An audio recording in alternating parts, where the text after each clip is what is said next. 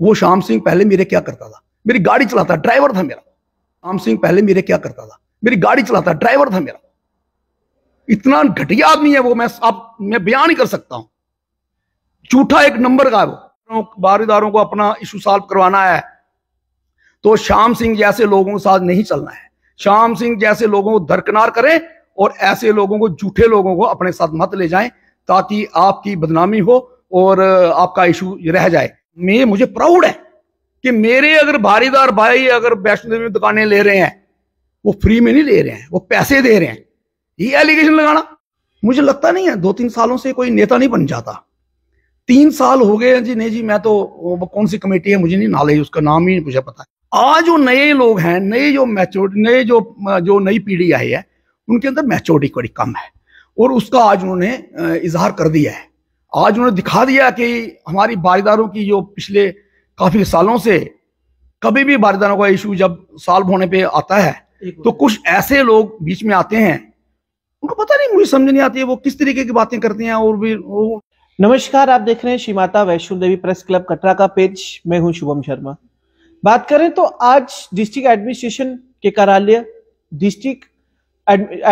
कार्यालय रियासी में जो है बारीदारों के साथ एक जिला आयुक्त की बैठक का आयोजन किया गया था, जिसमें साफ तौर से कहीं ना कहीं ये चीज भी सामने नजर आ रही थी कि बारीदारों का फैसला जो है उसको लेकर कहीं ना कहीं पीएमओ ऑफिस में भी जो है हलचल देखने को नजर आ रही है। जिस तरीके से माननीय प्रधानमंत्री जी के द्वारा भी पिछले 4 साल पहले ये एक रैली में बोला गया था कि बारीदारों का फैसला जो है वो जल्द होगा, और आज भी बात करें तो उसी के मद्देनजर आज कहीं ना कहीं जिला आयुक्त कार्यालय में जो है वो बैठक भी हुई, जिसके साथ मेरे साथ बात करने के लिए मौजूद है शेर सिंह जी। शेर सिंह से ही जानते हैं बैठक में क्या क्या बातें हुई और क्या अंत में जो है वहां पर निर्णय लिए गए। शेर सिंह जी, आपका बहुत बहुत स्वागत है श्री माता वैष्णो देवी प्रेस क्लब कटरा के पेज में। और ये बताएं कि आज आप बारीदारन सेवा कमेटी के द्वारा जो है वहां पर गए हुए थे, क्या वहां पर बैठक में फैसले लिए गए, किस तरीके से जिला आयुक्त के द्वारा आपकी बैठक हुई? जय माता दी। मैं पहले आपका भी मैं शुक्रिया अदा करता हूं कि आप इस वक्त यहाँ पे आए हैं और आज हमारी जो मीटिंग हुई है सो हमने एक प्रेस कॉन्फ्रेंस करी थी। वैष्णो देवी माता जो अपना कॉन्स्टिट्यूंसी बनी है, श्री माता वैष्णो देवी कटरा जो कॉन्स्टिट्यूंसी बनी है, उसके रिलेटेड हमने वेलकम किया था सरकार का।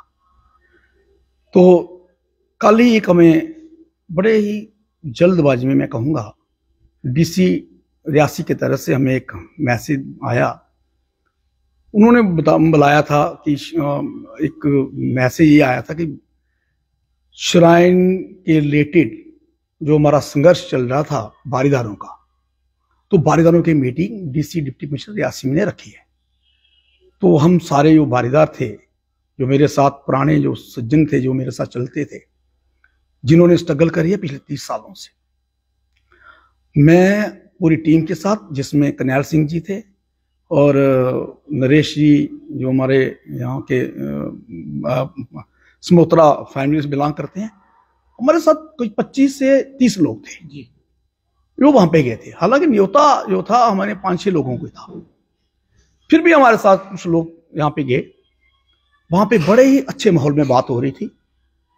डिप्टी कमिश्नर साहब ने भी बड़े अच्छे तरीके से धैर्य से सुना हमें, और डीडीसी चेयरमैन, सरपंचिस, बीडीसी के members, BDC chairman, DDC members और हमारी म्युनिसिपल कमेटी कटरा के जो प्रधान है शशि गुप्ता जी, और भी मैक्सिमम जो डिस्ट्रिक्ट के अफसरान साहब सारे बैठे थे और बारीदारों की अच्छी तरीके से मीटिंग चल रही थी। मैं ये कहना चाहता हूं कि मीटिंग के दौरान हमने अपना पक्ष रखा। उन्होंने जब बोला कि कितने लोग बोलेंगे, तो हमने उनसे कहा कि मुझे पूछने एक तहसीलदार रैंक के ऑफिसर आए कि आपने किन किन लोगों ने बोलना है। तो मैंने अपने लिए बोला, तो मैंने बोलना है, तो उसके बाद आप लोग देखिएगा कौन कौन लोग बाकी हैं। तो उन्होंने सबको पूछा। उन्होंने बोला, डीसी साहब ने बोला कि सिर्फ श्याम सिंह जी और शेर सिंह जी बोलेंगे। उसके बाद अपना ना उन्होंने बोला कि शेर सिंह जी और श्याम सिंह जी बोलेंगे ही, और भी किसी ने इस मीटिंग में बोलना तो वो अपना पक्ष रख सकता है। किसी एक आदमी ने बोला वहां पे, उन्होंने बोला कि ये पक्ष रखा है। उसके बाद उन्होंने मुझे बोला कि शेर सिंह जी आप अपना रखिए, आप लोग। मैंने उनसे यही रिक्वेस्ट करी है कि मीटिंग आपने बुलाई है जी। पिछले 30 सालों से 96 में जो 95 में हमने केस हारा था जम्मू के अंदर, हाई कोर्ट से। उसका फिर हमने अपील करी सुप्रीम कोर्ट में। सुप्रीम कोर्ट के हारने के बाद उन्होंने कमिश्नर अपॉइंट किया, जो अपना इन्होंने श्राइन बोर्ड ने।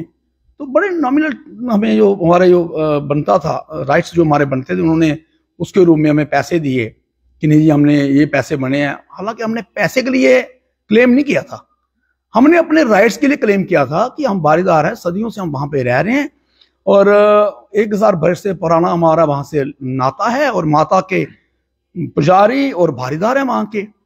तो हमने वो नहीं मांगा था, मगर उन्होंने हमें ये दिया भाई पैसे आपसे लेकर अपना, उन्होंने बोला कि अपना 4 गुना पैसे लेके आप लोग अपना वो करिएगा, गुजर बसर करिएगा। मगर मैं समझता हूँ कि मेरे बारीदारों को एहसास वो मजाक था। उसके बाद हमने स्ट्रगल करी। मेंबर जो हमारे बारीदार मेंबर थे, हमने एक स्ट्रेटजी बनाई कि भाई असेंबली के अंदर इसे लिया जाए। तो या तब हुकूमत ही 98 में माननीय फारूक अब्दुल्ला साहब थे, हमने बड़े अच्छे तरीके से ये बात सुनी। उन्होंने हमारी बात को समझा और उन्होंने एक बिल लाया, बिल अमेंडमेंट बिल लाया। तो वो पास नहीं हो सका और किसी परिस्थिति की वजह से या कुछ करिएगा कि कुछ लोग। मैं आपकी बात यहीं पे रोकता हूँ। उस टाइम पे कहीं ना कहीं अगर जम्मू कश्मीर की बात करें तो एनसी की सरकार थी जब फारूक अब्दुल्ला ने ये बिल लाया था। हाँ बिल्कुल, नेशनल कॉन्फ्रेंस की सरकार थी, फारूक साहब ने बिल लाया था। और तो ऐसा भी माना जाता है कि वहां पर हमारे यहाँ के किसी लीडर ने भी ये बात बोली थी फारूक साहब को कि ये जो है हिंदुओं का वो है कि आप इसमें ना पड़े, उस कारण ही जो है कहीं ना कहीं बिल में रुकावट आई थी। हाँ, काफी मजवाद रहे वहां पे। मैंने पूरा ये केस, आज मैं ये समझता हूँ कोई नई पीढ़ी जो हमारी है बारीदारों की, शायद उनको ये नॉलेज नहीं है। स्ट्रगल करना कहना बड़ा आसान होता है, आपके कैमरे के सामने आके बड़े बड़े लोग दावे कर देते हैं, जब करने की बारी आती है तो पता चलता है क्या होता है। आज तो ये मीडिया है आपका, एकदम आप आएंगे और मीडिया में छा जाएंगे, एकदम जो सोशल मीडिया है। जब मैंने स्ट्रगल करी है तब सोशल मीडिया नहीं होता था, तब प्रेस कॉन्फ्रेंस करने के लिए हमें जम्मू जाना पड़ता था और जम्मू से प्रेस वालों को कटरा लाया जाता था। तब मैं गैदरिंग करता या प्रोटेस्ट करता था, तब इतनी स्ट्रगल करनी पड़ी थी हमें। उसके बावजूद भी मैंने जो इशू टेकअप किए प्राइम मिनिस्टर ऑफ इंडिया के साथ किए, गवर्नर जितने रहे हैं सबके साथ, और किसी ने भी हमारा मसले का हल नहीं देखा। आज जो है हमें कुछ उम्मीद जगी थी, डॉक्टर जितेंद्र सिंह साहब ने, मुझे पता चला वहां पे डिस्ट्रिक्ट डेवलपमेंट कमिश्नर साहब से कि ये किसी की इंस्ट्रक्शन है। उन्होंने बोला कि डॉक्टर जितेंद्र साहब ने कहा था पीएम ऑफिस से, तो उनकी डायरेक्शन से ही ये सारा जो है बैठक का आयोजन किया गया।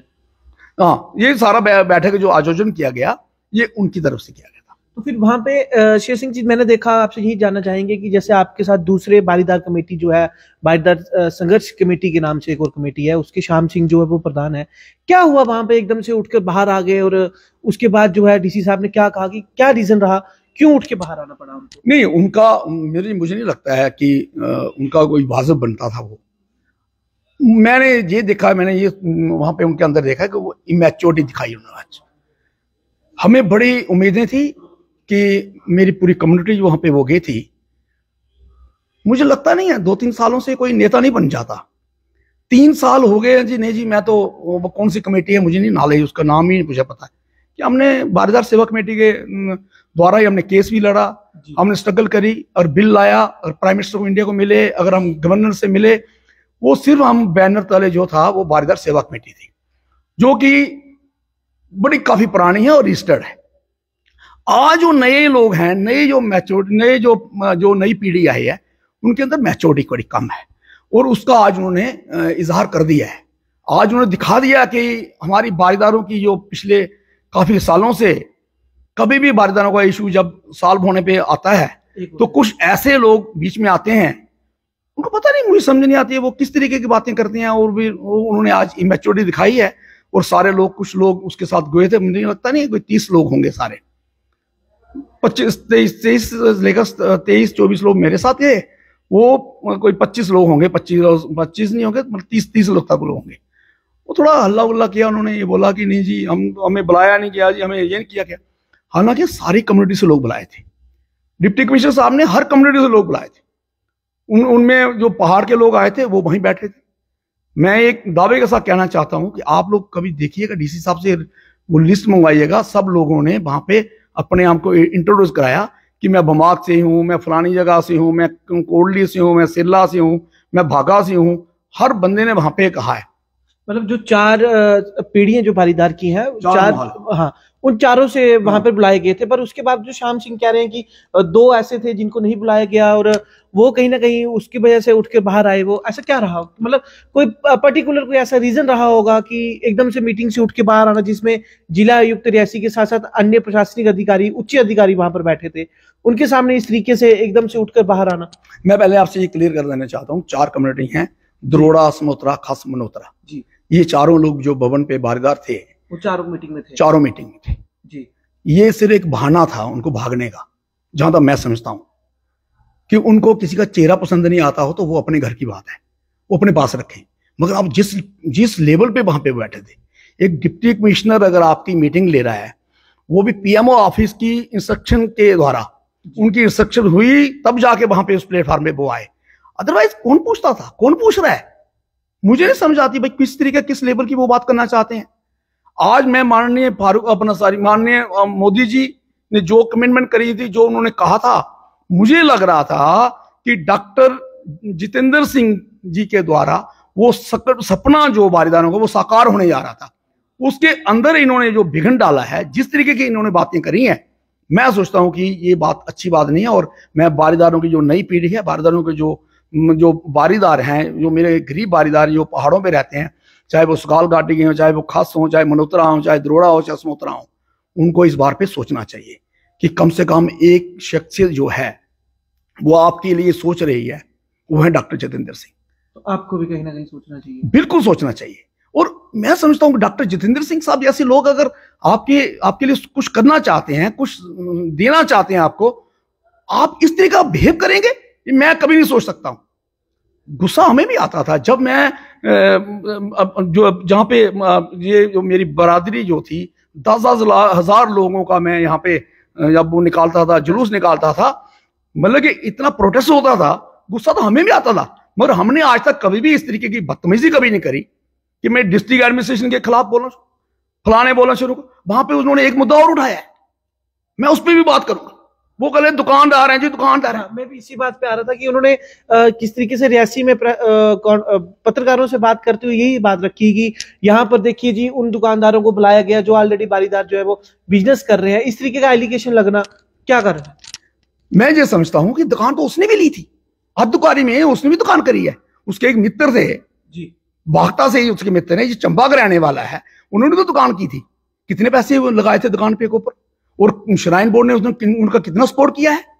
अगर हमारे में मुझे प्राउड है कि मेरे अगर बारीदार भाई अगर वैष्णो देवी में दुकानें ले रहे हैं, वो फ्री में नहीं ले रहे हैं, वो पैसे दे रहे हैं। ये एलिगेशन लगाना, तो कल ये कहेंगे मारे वो गाड़ी जो है, मैं गाड़ी नहीं चला सकता, मैं साइकिल पे आऊंगा। आप बोलिए श्याम सिंह को कि मारे अपना आप लोग गाड़ी में क्यों आ रहे हैं, साइकिल पे चलो जी। भाई वहां पे तो पैसे लगते हैं ना, तुम पैसे क्यों खर्च करना चाहते हो? भाई आपकी अगर कैपेसिटी नहीं है दुकान लेने की, अगर कन्हैया सिंह की कैपेसिटी है, अगर ब्रिजमोहन की कैपेसिटी है, तो वो उनको मुझे प्राउड है कि वो लोग दुकानें ले रहे हैं। अगर मेरी फैमिली से किसी बंदे ने दुकान ली है, मुझे प्राउड फील होता है, नहीं यार हमने भी 5 करोड़ के, 2 करोड़ की, 4 करोड़ की दुकान ली है भवन पे, तो लेनी चाहिए उस बिजनेस। ये तो आपका एक तरीके से होगा कि वो जो आपका अपना पर्सनल व्यापार की बात करें, क्योंकि आप व्यापार वर्ग से भी कहीं ना कहीं बिलोंग करते हैं, होटल्स भी हैं, चाहे आपने दुकान श्राइन बोर्ड में आपने ली है भवन में, पर आपने अपनी पेमेंट से ली है, तो उसके बावजूद इस तरीके के एलिगेशन क्यों लगना? मेरी बात सुनिए, कुछ लोगों को पछता नहीं है। कुछ लोग ये सोचते हैं कि भाई आपको पता होगा वो श्याम सिंह पहले मेरे क्या करता था, मेरी गाड़ी चलाता, ड्राइवर था मेरा। इतना घटिया आदमी है वो, मैं बयान नहीं कर सकता हूं। झूठा एक नंबर का है वो। अब आपने उस बारीदारों कहा हमारे नहीं जी मैं इलेक्शन नहीं लड़ूंगा, वो इलेक्शन लड़ ली उसने। आप मुझे बताओ उसका स्टैंड कहां पे है? अगर अपना वो स्टैंड तो क्लियर करे। वो सिर्फ मूर्ख बनाना जा रहा है। जो नौजवान बच्चे हैं, नौजवान जो बारीदारों के बच्चे हैं, जो गरीब परिवारों से आते हैं, मैं चाहता हूं कि उनके लिए अगर भाजपा, मोदी जी, अगर डॉक्टर जितेंद्र जी से ऐसे लोग जैसे अगर कुछ करना चाहते हैं, श्राइन बोर्ड में नौकरी दिलवाना चाहते हैं और कानून का अमेंडमेंट करना चाहते हैं, मैं उनका वेलकम करूंगा। और मैं नौजवानों से कहूंगा कि आप लोग इन ऐसे लोगों के साथ मत चलिए। आप लोग ऐसे लोगों के साथ चलिए जो आपका भला चाहते हैं, कुछ करना चाहते हैं आपके लिए। शेर सिंह जी, एक आखिरी सवाल आपसे पूछूंगा। जिस तरीके से आज श्याम जी का बाहर आना मीटिंग छोड़कर, ठीक है, बारीदारों का कहीं ना कहीं एक बैक फुट पे आना मानते हैं इस चीज का कि जिस तरीके से फैसला होने को लेकर जो है बैठक का आयोजन किया गया है पीएमओ ऑफिस के द्वारा, उस पे इस तरीके का नाराज होकर उठ के बाहर आना, कहीं ना कहीं बैकलॉग आना आपका? नहीं, ऐसा नहीं है। मैं नहीं समझता हूं कि श्याम सिंह के कहने पे और 30 लोगों के कहने पे और 30,000 लोगों का गला वोट दिया जाए। बिल्कुल नहीं कहता। मैंने 30 साल स्ट्रगल करी है। कुछ लोगों ने 3 साल में इतना वो सोचते हैं कि हम 3 साल में बहुत बड़े पहलवान बन गए। हम भी तो हैं, पिछले 30 सालों से स्ट्रगल कर रहे हैं। शाम से जुम्मे जुम्मे आज आए हैं, ये मेरे साथ चलते थे पहले। उनको क पता नहीं है, उनको नॉलेज ही कुछ नहीं है। वो जिस तरीके आज उनका बिहेव मैंने देखा है, मैं सोचता हूं कि एक अनपढ़ बंदा जो है, अनपढ़ आदमी से भी बदतर बिहेव देखा आज मैंने उसका। ऐसे लोगों को, बरादरी को भी मैं समझूंगा, जो बारीदार बरादरी है, ऐसे लोगों को अपने साथ लेके भी जाना मैं समझता हूं गुनाह होगा, और ऐसे लोगों को कभी लेके नहीं जाना चाहिए। डिस्ट्रिक्ट एडमिनिस्ट्रेशन आज तो देखते ही रहेगी, आज उन्हीं के बंदे वहां पे बैठे थे, आप उनसे भी बात करिएगा। डीडीसी चेयरमैन जो सराफ सिंह नाग जी हैं, या आपके ही कटरा के कुछ लोग वहां पे गए थे। इस तरह का बिहेव अच्छा नहीं है, और खासकर मैं बारीदारों से कहूंगा, बारीदारों से अपील करना चाहता हूं मैं कि आप एक प्लेटफॉर्म पे आइए, आपकी बात डॉक्टर जितेंद्र सिंह जी और मोदी जी के बगैर आपका इशू सॉल्व नहीं होगा। मैं ये दावे के साथ कह सकता हूं, और ये दावा मैं बिल्कुल ठोके कह रहा हूं कि अगर बारीदारों को अपना इशू सॉल्व करवाना है तो श्याम सिंह जैसे लोगों के साथ नहीं चलना है। श्याम सिंह जैसे लोगों को दरकिनार करें, और ऐसे लोगों को, झूठे लोगों को अपने साथ मत ले जाएं, ताकि आपकी बदनामी हो और आपका इशू रह जाए। ये 30 साल हो गए, 35 साल हो गए। चाहे मुझे लगता है अगर इस जैसे लोग होंगे तो 35 साल और लगाने में देर नहीं लगेगी, और 35 साल के बाद भी ये इशू सॉल्व नहीं हो सकता। लास्ट में जिला आयुक्त के द्वारा मीटिंग के मिनट्स में बात करें तो क्या लास्ट में बात की गई, मतलब क्या कहा गया? वहां पे जो सरपंच साहबान आए थे, बीडीसी मेंबर थे, शायद जो अपने बमाक के थे, पवन जी, अशोक जी, जितनी लेडीज वहां पे थी, जो सरपंचेस थी, वो सारी बारीदार कम्युनिटी से बिलोंग करती थी। और वहां पे डीडीसी चेयरमैन हैं, जो कुछ और भी लोग थे बीडीसी के जितने भी हैं, कोई ना कोई हमारे से जुड़ा हुआ है। जैसे डीडीसी की निर्मला जी हैं, या डीडीसी के हमारे महंगी साहब हैं, अपने प्रधान जो कटरा के म्युनिसिपल कमेटी कटरा के हैं शशि जी, जितने भी लोग जो हैं, जो जिनको बुलाया गया था, मैं सोचता हूं उनका बेहतरीन रोल रहा है। उन्होंने सब ने अपना समर्थन जो है वो बारीदारों के आम के लिए बोला हुआ है। उन्होंने कहा कि हमारा समर्थन बारीदारों के लिए है, बारीदारों का इशू सॉल्व होना चाहिए, वो जल्दी से जल्दी बारीदारों का इशू सॉल्व हो। तो उन्होंने डीसी साहब को ये कहा कि हम हर जगह, हर प्लेटफॉर्म पे बारीदारों के साथ खड़े हैं, बारीदारों को इशू जितनी जल्दी हो सके उसे निपटाना चाहिए, बारीदारों को उनका हिस्सा मिलना चाहिए, बारीदारों की जो भी तकलीफें हैं वो दूर करे सरकार, वो हमारे साथ हैं। मैं उनका बड़ा तहे दिल से शुक्रिया अदा करता हूं। और डीसी साहब जिस तरीके से हमारी बात सुनी है, मैं डीसी साहब का भी बड़ा शुक्रिया अदा करता हूं, और सराफ सिंह नाग का भी, और जितने भी वहां पे लोग आए थे, तो मैं उनका सबका शुक्रिया अदा करता हूं, क्योंकि एक बातचीत जो है, वो शुरुआत जो है वो बेहतरीन माहौल में हुई है। तो सिंह जी, एक आखिरी सवाल आप फिर याद आया है। जिस तरीके से अभी थोड़े ही दिन पहले मैंने एक और बारीदार का इंटरव्यू किया था, और उन्होंने ये भी बोला कि हम जो है इस बारी आने वाली इलेक्शन पे जो है एक अपना कैंडिडेट जो है वो भी सामने ला सकते हैं, कि बारीदार का वोट जिसको पड़ेगा वही जीतेगा। हर बार यही होता आया है कि बारीदार जो है जिसको वोट देते हैं वही जीतता था, पर क्या इस बार भी ये मानना जा सकता है कि आपका कोई अपना पर्टिकुलर कैंडिडेट सामने आएगा इलेक्शन पर आने वाले समय? नहीं, अभी हमारा मुद्दा ये नहीं है। अभी हमारा मुद्दा, आज जो मैंने सुबह एक प्रेस कॉन्फ्रेंस करी थी, पहले तो हमने वो वेलकम किया था कॉन्स्टिट्यूंसी का जी। अभी हमारा मुद्दा ये है कि पिछले 30-35 सालों से जो हमारा रहा है कि बारीदारों का जो इश्यूज हैं, या ऐसे हमें वहाँ पे कोई भी बात ले लो बारीदारों की, कि उनके फ्यूचर का मसला जुड़ा हुआ है। तो मैं चाहता हूँ कि मेरी सरकार से भी यही अपील है, पहले बारीदारों का मसला इशू को सॉल्व करें, उसके बाद ही इसके ऊपर बात की जा सकती है। तो ये थे मेरे साथ बात करने के लिए बारीदार सेवा कमेटी के शेर सिंह जी, और इनके आज जो जिला आयुक्त रियासी में जो बैठक हुई थी उसको लेकर जो है खास तौर से चर्चा की गई, और इनके साथ कटरा से शुभम शर्मा।